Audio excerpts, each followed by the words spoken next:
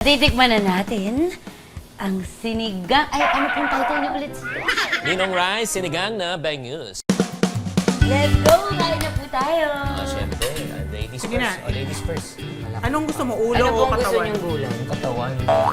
Mahilig ka sa katawan? Oo, yung ano may belly. Ito. Ayan. Ako din yan ang gusto ko.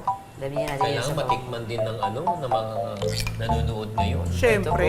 Subukan niyo ito sa mga bahay niyo, ka mga kapitbahay, Sa ah. ang gandahan dyan, medyo affordable yung dish. Yes, oo. Okay, game! Kain na po! Ay, according to Ninong Rai, first bite. The perfect bite. Tikman muna natin yung sabaw. Mas maganda. Sarap!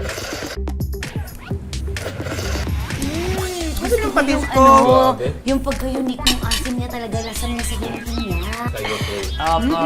Ito na. Ay, ang sarap. Busog na ako. Thank you, Sir Chinky, dito sa dish na to. At Ninong Rai, salamat din. Sir Chinky, okay lang ba magtanong ako ng mga questions for you? Pero you can continue eating po. Sige, go. Kanina po, nakwento nyo na wala kayong baon dati. Naranasan nyo nga po yun nung grade school dahil sa nag-fail na business ng father Papa ko. ninyo. Yeah.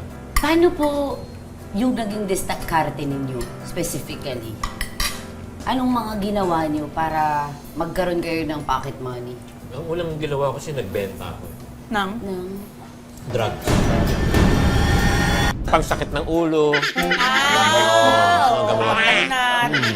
Unang binenta ko, seryoso, is toilet paper. tissue. We?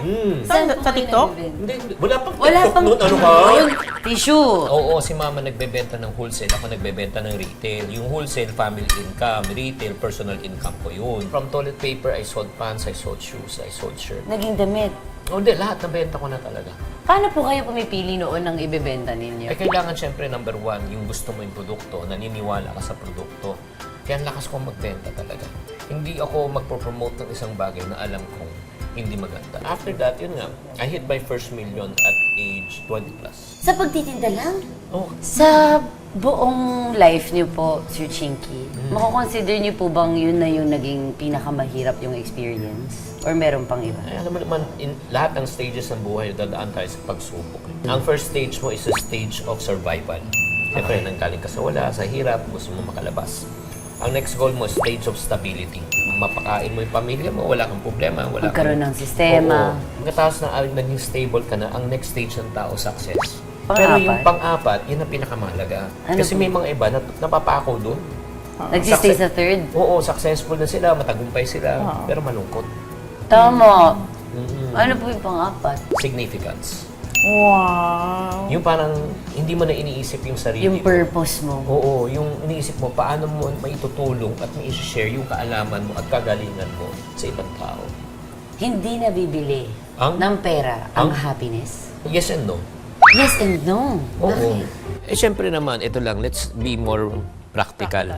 Pagka ikaw ay nabili mo ang gusto ng anak mo, malungkot ka ba? Nabili mo yung dream car mo, malungkot ka ba? Yes, money can buy happiness for the moment. Short time. Yes, but it can never buy joy. Money can buy you a bed, but not a good sleep. Ay, ang ganda nun. Diba? Money can buy you medicine, but not good health.